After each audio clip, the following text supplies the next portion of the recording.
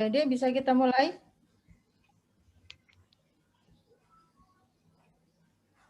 Bisa.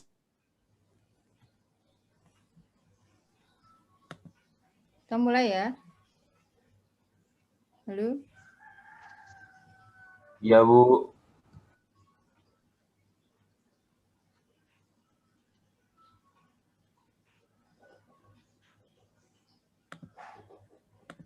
Ya, pertemuan ke-9, analisis fasies gunung api.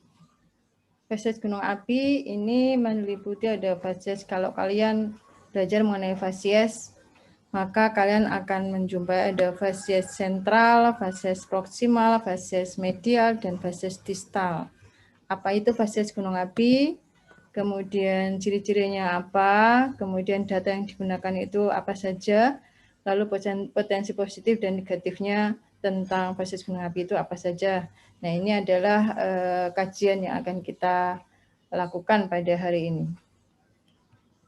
Oke, ya, ini adalah link untuk presensi. 10 detik ya, 10 detik untuk scan kalau kalian bisa bersama-sama di sini.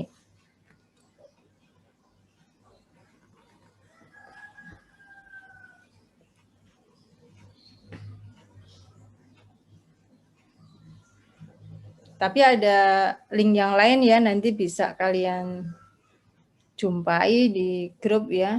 Di situ juga saya kopikan kalau ingin scan di sana atau mau scan di sini. Link websitenya juga sudah saya bagikan, nanti silakan untuk presensi. Oke, cukup ya.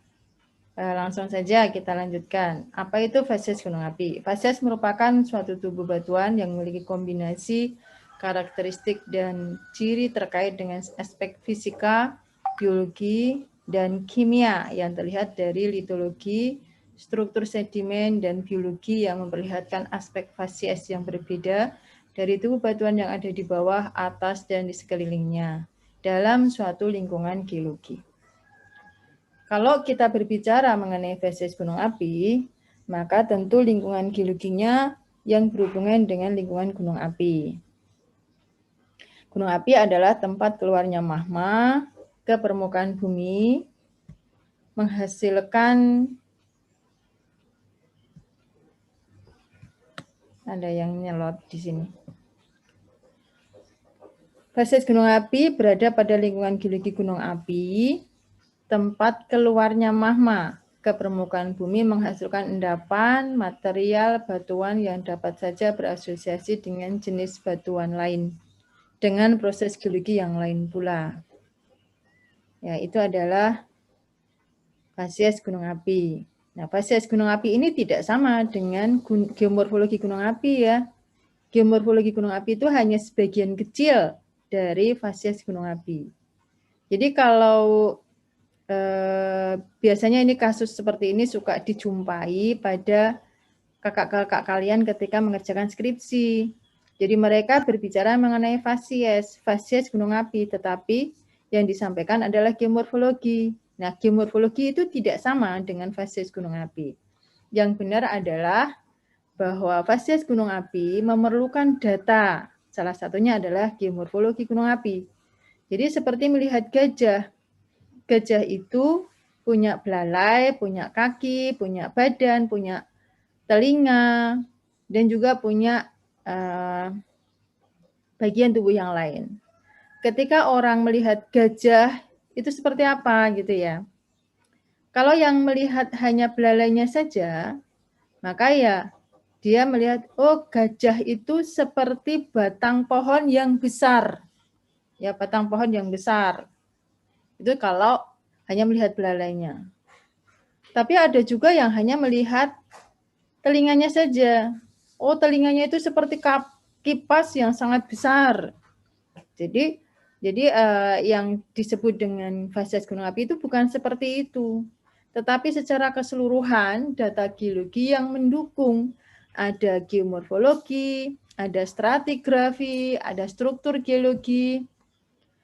Dan ada sejarahnya, sejarah aktivitas gunung api, litologi, dan sebagainya. Itu adalah fase es gunung api. Lingkungan di mana gunung api itu muncul, ya, itu adalah fase es gunung api. Jadi sejarahnya seperti itu. Lalu komponen penyusun gunung api yang ada tadi, harus ada semua tidak? Iya, harus ada semua. Geomorfologinya mendukung, kemudian struktur geologinya juga mendukung, stratigrafi juga mendukung, sejarah geologinya juga mendukung, gitu. Jadi nggak boleh hanya satu bagian saja. Jadi harus dilihatnya secara keseluruhan, gitu ya. Itu adalah fasies gunung api.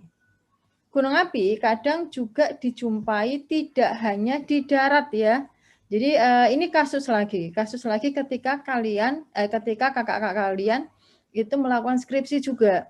Jadi begitu ada gunung api itu langsung dikatakan bahwa itu darat gitu, ya. Itu darat gitu. Kenapa? Karena tidak karbonatan materialnya. Yang material yang tidak karbonatan maka diendapkan di darat. Lalu dikatakan juga bahwa gunung api, setiap material gunung api itu adalah terbentuk di darat. Ya, itu salah, itu persepsi yang salah. Konsep dasar yang kita pakai adalah the present is the key to the past. Ya, kejadian masa kini adalah kunci untuk mengetahui kejadian pada masa lampau. The present-nya gunung api, itu ada gunung api yang ada di darat, ada gunung api yang ada di laut. Gunung api yang ada di laut suka muncul ke permukaan, ya, suka muncul ke permukaan tubuhnya sebagian gitu ya. Contohnya adalah Karangetang itu ya. Karangetang itu ada di laut, tetapi sebagian tubuhnya ada di darat, ya, karena muncul di permukaan. Atau seperti Gunung Krakatau atau Rinjani. Nah, itu mereka itu sebenarnya ada di laut, tetapi sebagian tubuhnya muncul di darat, sehingga sering berasosiasi dengan endapan asal laut. Ya, jadi tapi ada juga yang di laut tidak muncul ke permukaan, ya, di laut dan tidak muncul di permukaan. Ekspedisi bawah laut yang dilakukan pada tahun 2010, kemudian lanjut tahun 2011, 2012, hingga tahun 2017, terakhir tahun 2019, itu menjumpai ada gunung api yang letaknya ada di laut, baik tubuhnya dari bawah sampai atas gitu ya, sampai puncaknya. Itu dia ada di laut, ya, ada di laut. Jadi boleh nggak kalau gunung api itu lingkungannya adalah laut, laut dalam? Ya boleh, boleh saja. Ya, materialnya silisik-lastik atau silisik atau lava atau apa? Ya semuanya ada, sama seperti gunung api yang ada di darat, ya seperti itu. Kalau kemudian muncul ke permukaan, tentu itu sudah mengalami proses pengangkatan. Jadi ada proses geologi yang berlangsung setelahnya, gitu ya. Itu adalah konsep dasar yang kita pakai. The present is the key to the past, bahwa gunung api bisa berada di dalam laut dan sebagian muncul di permukaan, ada di darat, dan ada di laut saja. Ya, dari bawah sampai atas itu di laut saja. Ya, ada seperti itu. Ya. Kalau yang zaman dulu ada enggak? Kalau yang sekarang ada, yang dulu juga pasti ada. Ya, kalau yang sekarang ada, pasti yang dulu juga ada. Gitu ya.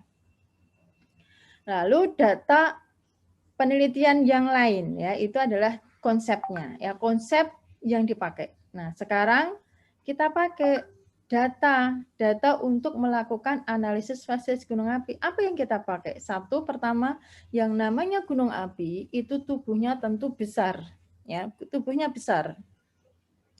Tidak mungkin bisa diamati dengan menggunakan mata telanjang, pasti membutuhkan alat. Alat utama yang sering dipakai adalah rupa bumi atau bisa juga menggunakan DEM. Digital Elevation Model, ya, DEM. Itu paling murah dan paling gampang dicari ya. Data DEM, data topografi, morfologi, itu mudah dicari. DEM. Nah, dasarnya untuk mengetahui morfologinya bagaimana. Yang namanya gunung api, depresinya kayak apa sih? Ya, depresinya kayak apa sih? Gunung api itu memiliki bentuk Ada yang berbentuk kerucut, yang puncaknya ada pancinya, ya morfologi rendah gitu ya.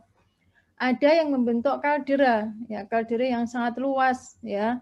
Contoh the real sekarang present adalah kawah gunung api yang membentuk morfologi melingkar. Contoh yang melingkar adalah di Gunung Kelud, Gunung Galunggung gitu ya. Itu memiliki morfologi melingkar. Dan di dalamnya itu ada air. Sehingga sering disebut danau kawah. Halo, ada yang nggak dengar suara saya? Suara saya bisa didengar? Bisa, Bu. Jelas? Jelas nggak? Jelas, Jelas, Bu. Bu. Oke, soalnya di rekor saya itu ada jaringan Anda labil gitu, seperti itu. Bisa ya didengar ya? Mudah-mudahan bisa. Kemudian selain data interpretasi, ya interpretasi DEM tadi ya, DEM. Kemudian ada interpretasi citra penginderaan jauh, ya citra penginderaan jauh, atau sering juga kita pakai sebagai image ya, data image ya, data dari hasil foto ya, foto udara, Landsat, SAR ya dan sebagainya. Ya, citra yang lain-lain gitu ya. Itu juga bisa mencirikan rona terhadap gunung api ya. Gunung apinya itu seperti apa?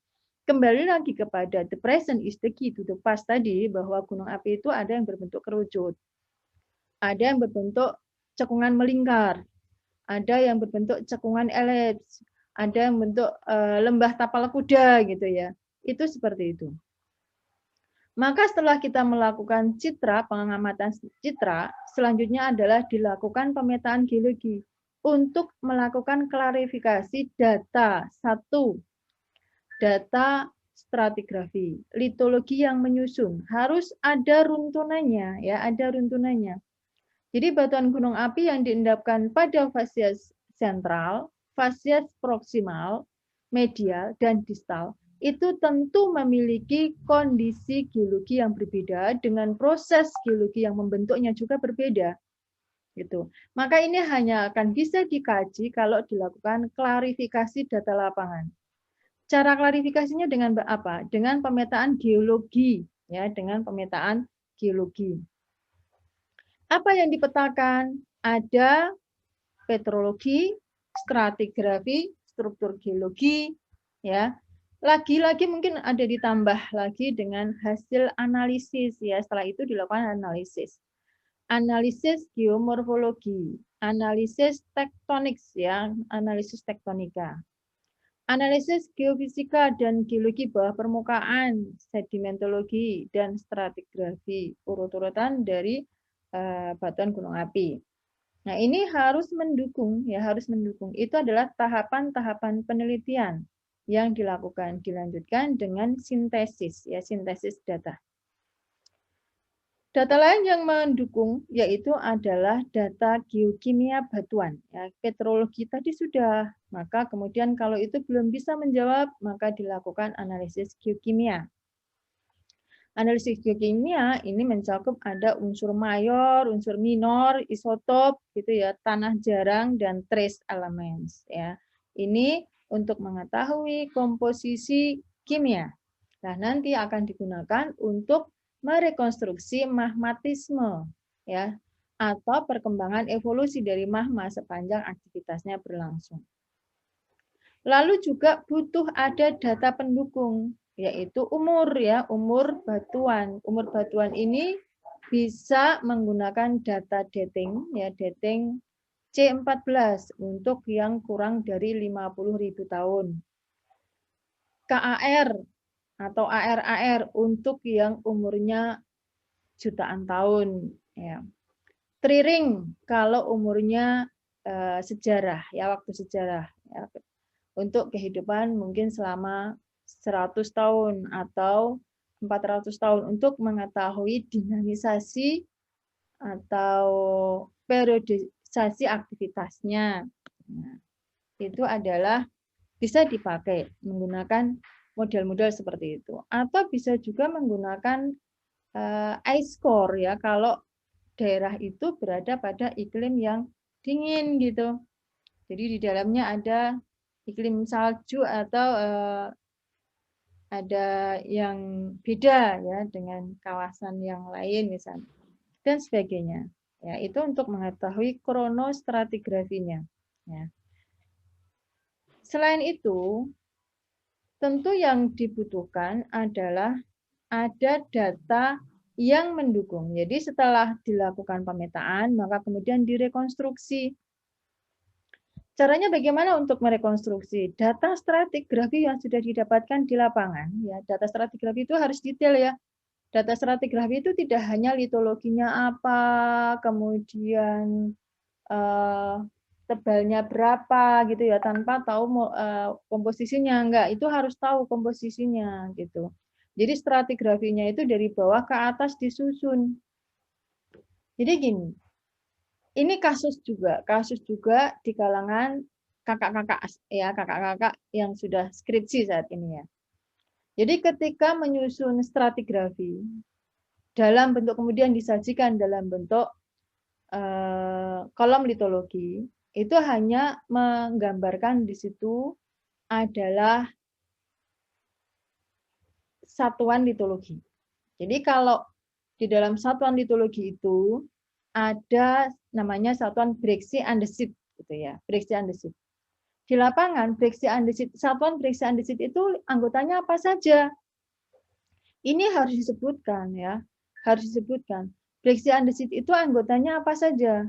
Kalau di dalamnya ada anggota lava ya, lava andesit, kemudian ada tuff, lalu ada breksi andesit, ada yang semacam itu misalnya ya, dan tiba-tiba mungkin ada batu pasir karbonatan misalnya di dalam itu yang menyisip misalnya. Maka ini harus disebutkan ya. Data lapangannya ada misalnya. Data lapangannya itu di LP1 ketemu breksi andesit. LP2 ketemu breksi andesit lagi. LP3 ketemu ada breksi andesit dan tuff. LP4 ketemu ada lava dan breksi andesit. LP dan seterusnya gitu ya. Nah, ini harus disusun dalam bentuk kolom litologi ya. Dalam bentuk kolom litologi. Kolom litologi bolehlah itu tidak menggunakan skala yang sebenarnya. Boleh. Tetapi jelaskanlah bahwa dalam satuan batuan itu memiliki anggota A, B, C, D sebagaimana yang sudah disebutkan ya. Seperti itu. Jadi jangan hanya warnanya coklat semua gitu ya. Karena kalau warnanya coklat semua ya udah. Batuan itu hanya memiliki satu anggota, yaitu breksi andesit tok. Gitu. Ya, itu seperti itu. Kenapa itu harus disebutkan? Karena nanti ini akan sangat berguna ketika akan menetapkan atau akan mensintesis bahwa batuan-batuan itu adalah bagian dari fasies pusat, fasies proksimal, fasies medial atau fasies distal. Ya, itu seperti itu. Fasies distal taruhlah seperti itu. Fasies distal itu hanya tersusun atas material yang halus, gitu ya.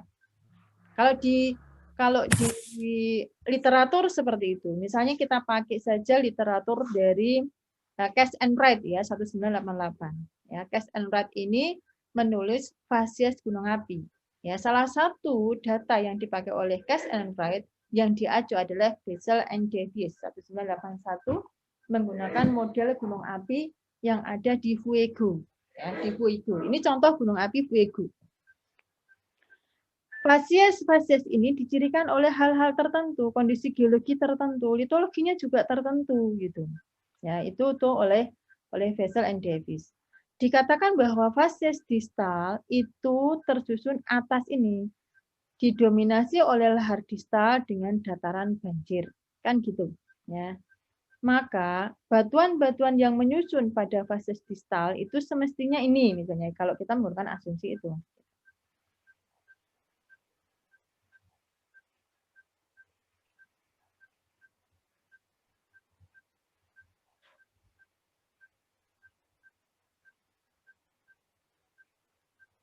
Oke ya. Nah, fasies medial misalnya. Fasies medial itu didominasi oleh endapan kipas gunung api. Ya, endapan kipas gunung api. Artinya apa? Kalau di Fuego ini, aktivitasnya itu menghasilkan material-material yang menumpuk di permukaan, di puncak gunung api. Selanjutnya material itu longsor, membentuk longsoran gunung api. Kemarin sudah belajar tentang longsoran gunung api ya. Nah, longsoran gunung api itu hasilnya adalah kipas gunung api. Kalau itu di laut bisa membentuk endapan turbidate gitu ya. Turbidate vulkanik bawah laut seperti itu. Itu di fasies gunung api. Sebentar ya, saya tinggal dulu ada telepon.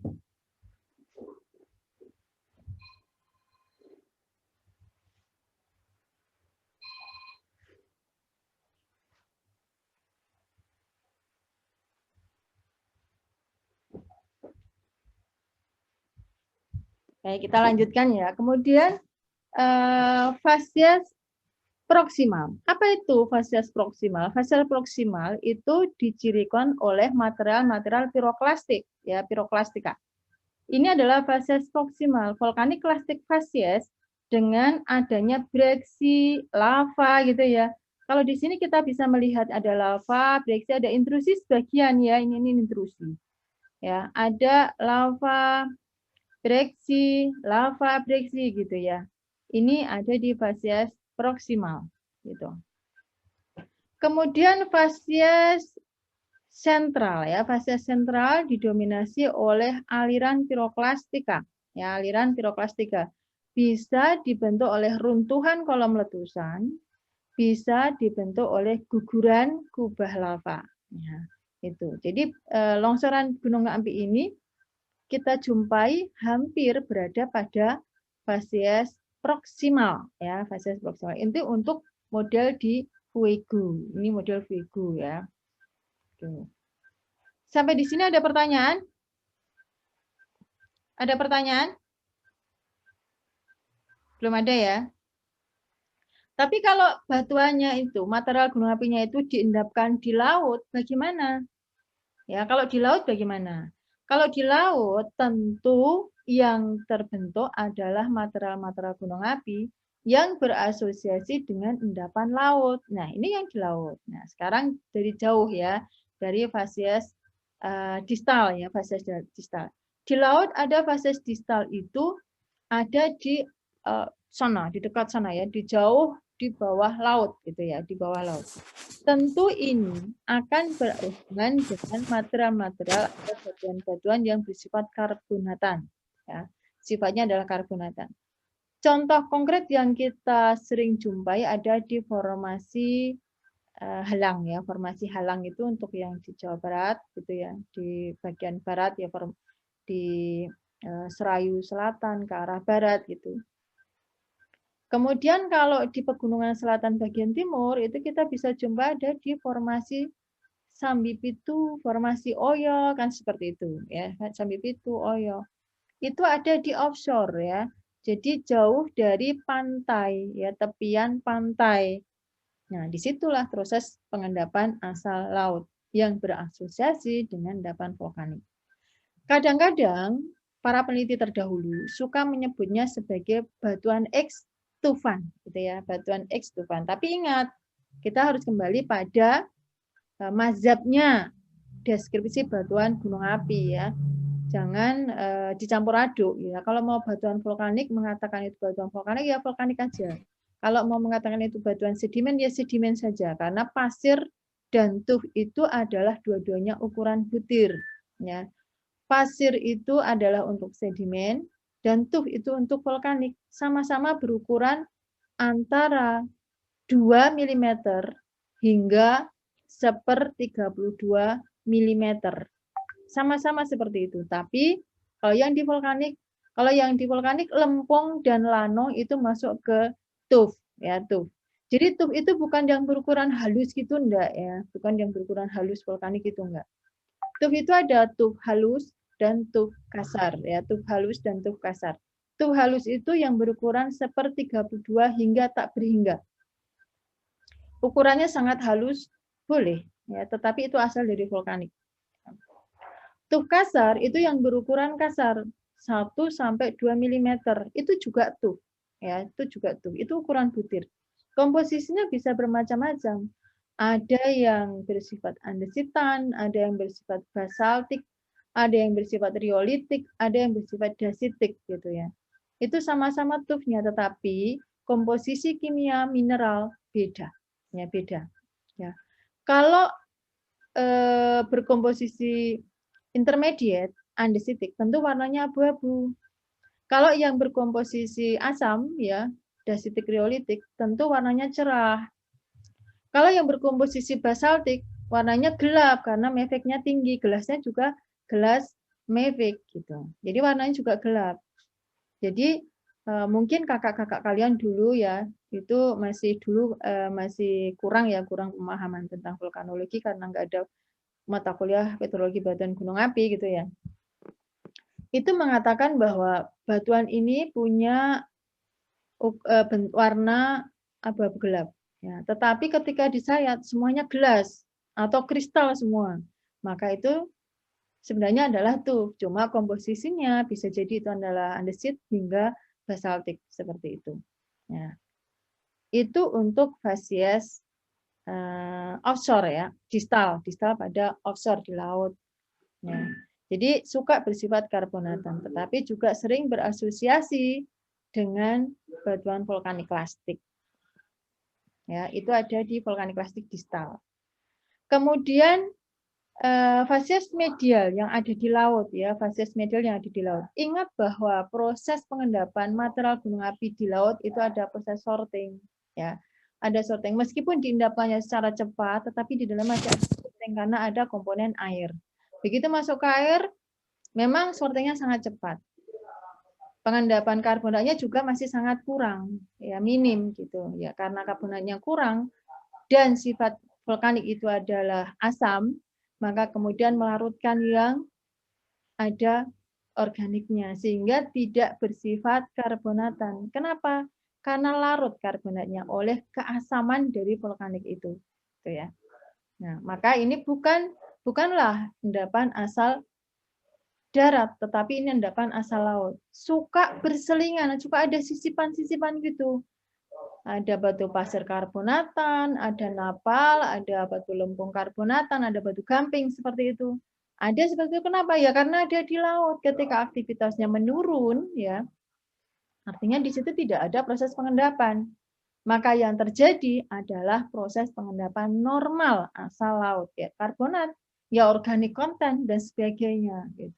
Nah ini ada di laut, kalau ada di laut. Kemudian fasies proksimal, sama proses proksimal itu punya komposisi yang lebih kasar, breksi andesit misalnya, breksi dasit, atau misalnya ada breksi pumis ya. Bisa jadi di dalamnya juga ada breksi yang secara deskriptif itu beraneka macam, ada andesit, ada basalt, ada pumis, tiba-tiba ada koral juga. Nah, boleh nggak itu terjadi? Ya boleh saja, karena diendapkannya di laut. Ada organik konten yang ikut terendapkan di laut. Ya bisa jadi sebenarnya dulu bongkahannya besar, materialnya itu besar, tapi sebagian besar larut, gitu ya, larut. Nah intinya tidak larut ya, intinya tidak larut, membentuk fragmen karbonat ya. Bisa jadi seperti itu. Selama kalian menjumpai di situ ada pumis, ya pumis itu begitu masuk ke air, kalau itu kemudian lama gitu ya, maka akan luruh, ya akan tererosi. Nah, kalau sudah luruh ya sudah, ya hancur gitu. Kalau itu proses resedimentasi. Tetapi kalau diendapkan secara cepat, kalian menjumpai ada pumis di situ, terrepress ya, terpreserve di situ, kedapatannya itu bersama-sama dengan batuan yang lain, selama itu adalah pumis atau batu apung, maka itu adalah vulkanik. Ya, vulkanik. Entah yang lain itu apa, itu adalah aksesorisnya. Ya. Kemudian fasies inti atau fasies sentral, ya, fasies sentral itu dicirikan oleh adanya batuan beku. Ini batuan beku boleh lava, boleh intrusi ya. Intrusi dangkal atau dike ya. Itu bisa dijumpai di vulkanik di sentral fasies. Bisa juga di atasnya itu ditutup oleh aglomerat ya, aglomerat yang berulang-ulang gitu ya. Itu jatuhan balistik dari bom gunung api. Nah, ini adalah salah satu yang sering dipakai ya, sering dipakai oleh banyak dari kalian ya, banyak dari kakak-kakak kalian. Ini literatur sakti ini ya dari Bogie and McKenzie ini, bahwa fase gunung api terbagi menjadi 4, yaitu sentral, proksimal, medial, dan distal. Nah, cirinya seperti ini, nanti silakan dipelajari. Ini untuk darat ya, ini untuk darat. Jadi kalau di darat itu yang bentuknya lahar gitu ya. Kemarin sudah belajar lahar itu apa, longsoran gunung api itu apa, ya beda ya. Jadi jangan sekali-kali sebut lahar dingin ya. Jadi itu awalnya dari mana sih istilah itu? Lahar dingin itu dulu tahun 2006 gitu ya, 2006, 2000. Tapi itu lebih baik sih, waktu itu belum diberi pengajaran pendidikan tentang aktivitas gunung api dan material gunung api secara umum ya. Jadi masih ada lava, lahar, awan panas ya. Lava disebut lahar, awan panas disebut lahar. Macam-macam lah gitu ya. Itu dulu. Nah, kemudian tahun 2006 itu waktu itu aktivitas Gunung Merapi meningkat ya.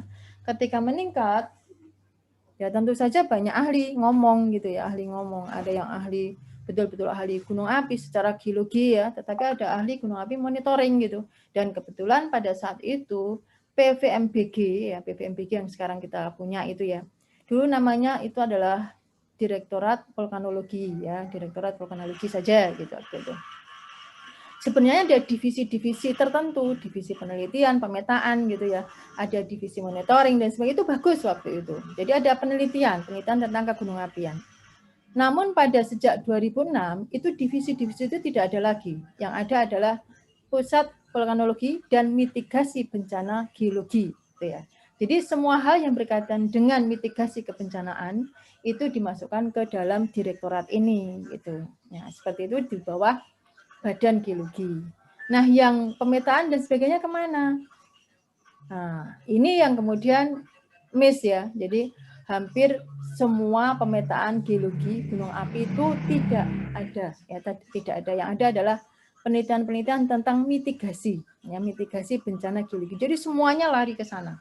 Maka yang muncul di permukaan adalah hal-hal yang terkait dengan itu. Jadi bukan keilmuannya. Jadi mengatakan bahwa lahar ya, lahar dingin, lahar panas. Yang ada hanya itu saja, lahar dingin, lahar panas. Padahal sebenarnya tidak, ya tidak seperti itu.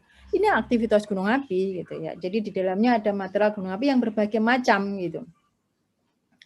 Ada lava jika magma mengalir hingga permukaan bumi lalu membeku di luar. Itu lava. Itu adalah istilah bakunya. Ya, istilah baku yang sudah diterima secara luas ya, baik nasional maupun internasional pada waktu itu.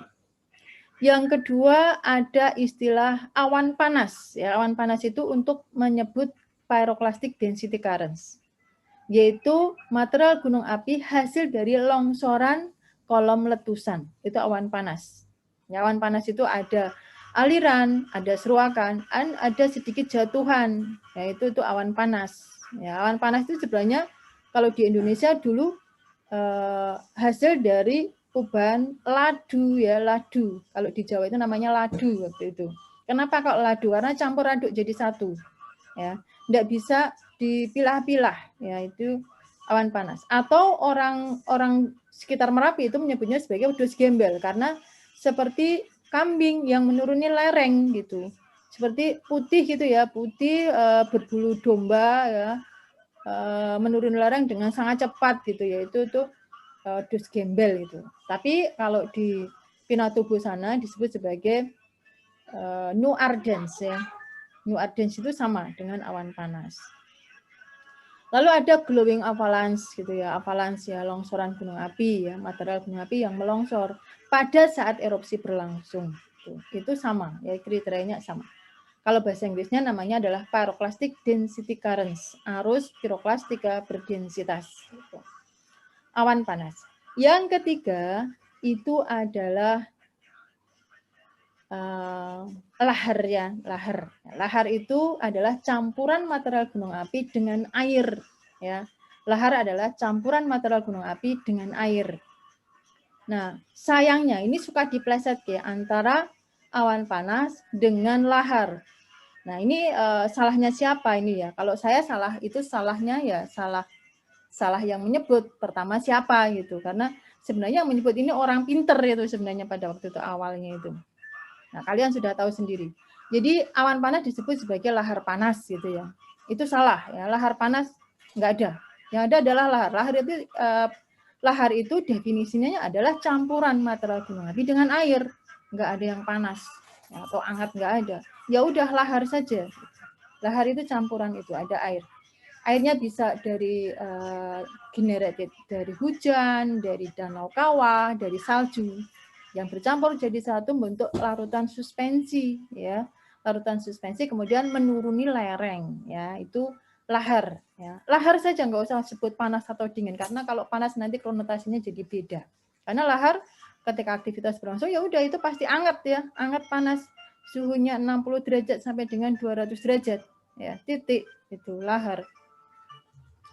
Kalau awan panas bukan lahar panas, bukan lahar panas. Kalau awan panas disebut saja awan panas piroklastik ya. Piroklastik itu sudah baku.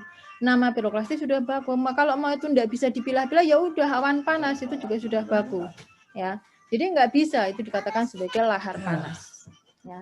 Itu ya, tolong ya itu nanti diingat-ingat ya, jangan sampai kalian seorang ahli geologi ya, ahli geologi harus pakem, ada istilah-istilah pakem yang tidak boleh dicampur aduk. Apa lahar panas, lahar dingin itu nonsens.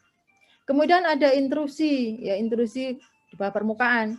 Entah itu dekat dengan leher gunung api, entah itu ada di kerongkongan, entah itu ada di tenggorokan, atau entah itu ada di dalam misalnya, di konduit misalnya. Itu masih intrusi, tetap aja itu adalah intrusi ya, intrusi gunung api, gitu ya. Oke. Itu adalah genetiknya, tetapi kalau deskriptifnya, maka kalian punya tuff, punya lapili, punya aglomerat, ya, punya breksi, ya itu secara deskriptif. Tetapi kalau secara genetik maka ada awan panas, ada lava, ada intrusi, ada lahar. Apa itu fasies gunung api yang kita punyai? Sekarang pertama adalah fasies pusat gunung api. Pusat gunung api itu dicirikan oleh apa? Ya,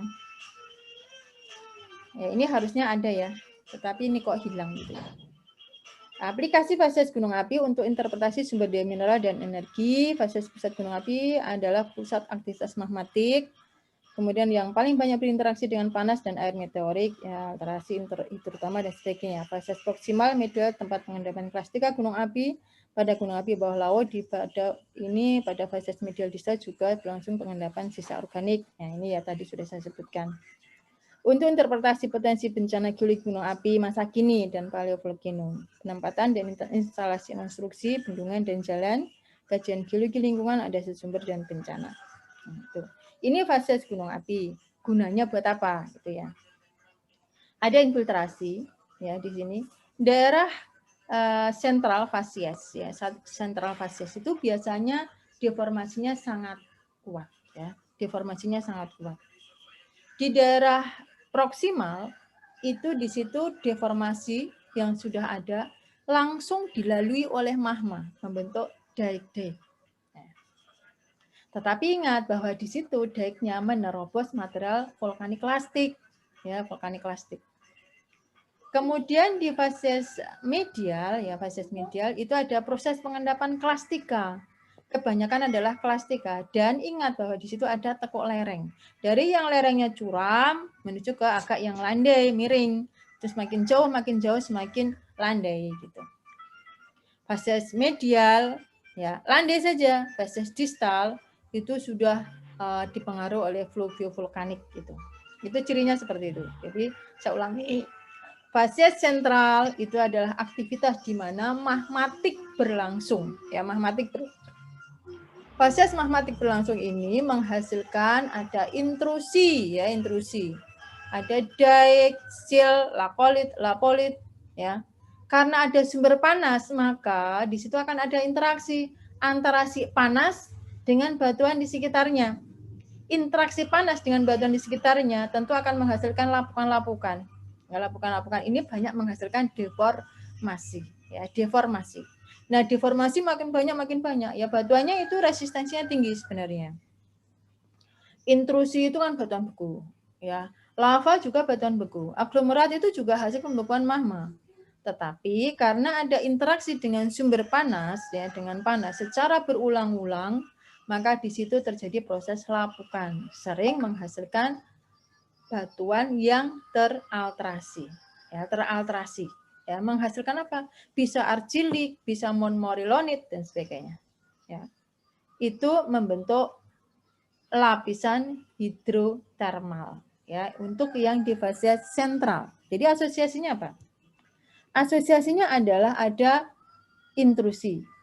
Lalu ada, boleh nggak ada batuan sedimen klastik di sini?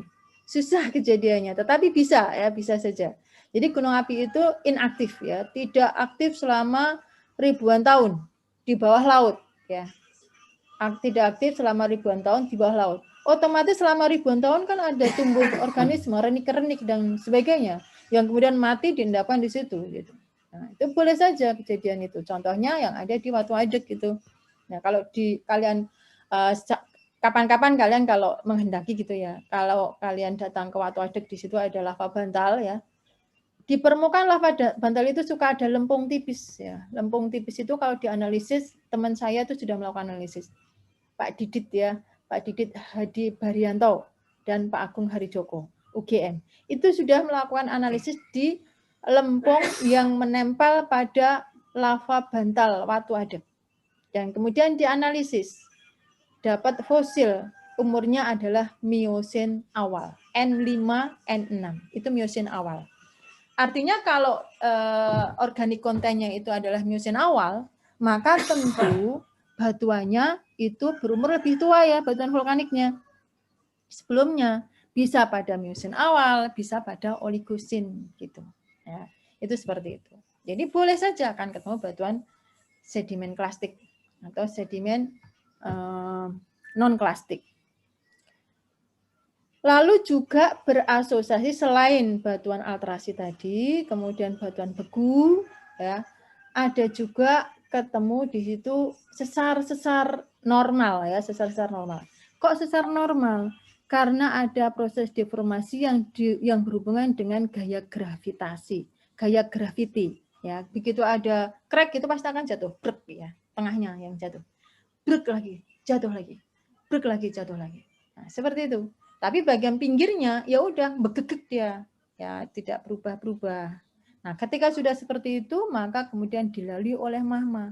Nah, ketika dilalui oleh magma, batuan dasar tadi, ya, kalau di laut tadi kan karbonatan, ya, di laut tadi karbonatan, maka dia akan menjadi fragmen, ya, seakan-akan itu terangkat gitu, ya, seakan-akan terangkat. Padahal itu terjadi karena bagian atasnya turun, blek, ya, bagian atasnya lagi turun, blek, sehingga menyingkap bagian bawahnya. Ya, bagian bawah itu sebenarnya diam. Cuma karena kemudian nampak di atas, maka kemudian terbentuk sesar. Bisa itu adalah sesar naik atau sesar turun. Tapi yang jelas karbonatanya adalah yang tua batuan dasarnya. Gitu. Jadi asosiasi yang ketiga adalah ada batuan dasar yang ikut tersingkap di permukaan. Gitu. Ya. Lalu fase proksimal. Apa itu fase proksimal? Yang mengindikasikan, ya, yang mengindikasikan apa? Crack-nya tadi semakin besar. Ya. Jadi kalau di fase sentral tadi deformasinya ya bermula dari situ, ya, bermula dari fase sentral. Tetapi yang namanya patah, rusak itu yang berulang-ulang, tentu crack-nya makin lama makin lebar. Ya, baju saja kalau dipakai gitu ya, sobek gitu ya. Kalau masih dipakai juga kan sobeknya makin lebar juga, itu apalagi kalau berulang-ulang gitu, yang pakai itu berulang-ulang, sudah sobek dipakai lagi, maka tentu sobeknya makin lebar. Nah, ketika sudah melebar, maka di sini akan bentuk ring, ya, ring dike namanya, ya, ring dike. Yaitu intrusi batuan gunung api yang melingkar karena ada rekaan konsentris, ya, rekaan konsentris. Ini mengindikasikan bahwa disitulah ada fasies proksimal. Ya, fasies proksimal ini sering juga kemudian diikuti dengan pembentukan gunung api, anak gunung api baru yang muncul di permukaan. Kenapa? ketika ada ring dike tadi, sebagian sampai di permukaan, maka kemudian aktif ya, ada suplai magma yang asalnya dari bawah terus naik ke permukaan sampai kemudian bentuk tubuh gunung api baru ya. Melingkupi bagian yang rendah, namanya adalah kaldera tadi ya, atau kawah yang tadi. Sehingga ketika kalian melakukan pemetaan batuan gunung api, bagian proksimal ini nampak akan terlihat paling tinggi, sedangkan sentralnya itu lebih rendah. Gitu. Ya. Jadi apa saja yang dijumpai di situ adalah batuan-batuan klastika gunung api yang berasosiasi dengan koheren lava dan intrusi. Bisa dike, bisa ring dike, bisa biasanya hanya dike ya. Kalau sill sudah nggak ada di situ. Oke. Ada nggak batuan yang tua? Jarang dijumpai. Ya, jarang dijumpai. Yang ada adalah batuan-batuan vulkanik saja, ya, runtunan batuan vulkanik. Oke ya, yang sering dijumpai hanya itu, sehingga saya hanya akan menyampaikan dari fasies sentral ke fasies proksimal. Untuk fasies medial dan distal itu normal ya, medial sampai distal itu adalah vulkanik klastik yang berfraksi kasar, yang medial, dan fraksi halus yang distal. Jadi semuanya vulkanik klastik. Lavanya sudah nggak ada. Ya, oke. Jadi mungkin itu kuliah kita ya hari ini. Ada pertanyaan tidak? Halo? Halo, ada pertanyaan? Ada pertanyaan? Ada Ibu. Hah? Ada pertanyaan tidak? Nggak ada, Bu. Nggak ada, yakin? Minggu lalu ada pertanyaan tidak? Yang untuk minggu lalu?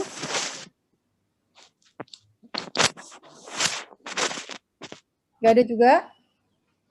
Dicatat kan? Materinya dicatat kan? Dicatat, Bu. Oke, sip. Jadi nanti ini akan saya upload di LMS ya. Oke, ya, sampai ketemu minggu hari Kamis kalau mau. Kalau mau. Tapi kalau misalnya enggak ya minggu depan ya. Sampai ketemu. Selamat pagi. Assalamualaikum. Selamat pagi, Bu. Terima kasih, Bu. Sama-sama. Waalaikumsalam, Bu. Terima kasih. Yoi.